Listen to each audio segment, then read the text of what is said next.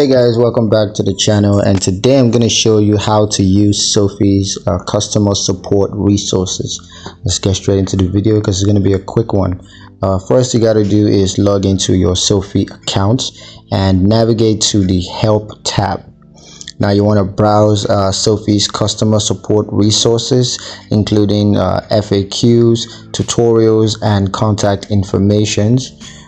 Next, you can contact Sofi's customer support team either through a phone number, you could use email, or you could use live chat. And you can use Sofi's online resources to find answers to common questions and resolve issues more quickly. And also you can schedule a call with a Sofi financial advisor for personalized guidance and support if you need that. And yeah, that's pretty much it on how to use Sofi's customer support resources. Hope you guys liked the video. Hope you found it useful enough. If you did, like the video, comment down below, let me know what you thought, share the video with your friends, and subscribe to the channel if you haven't done so already. And I will see you guys in the next one. Peace.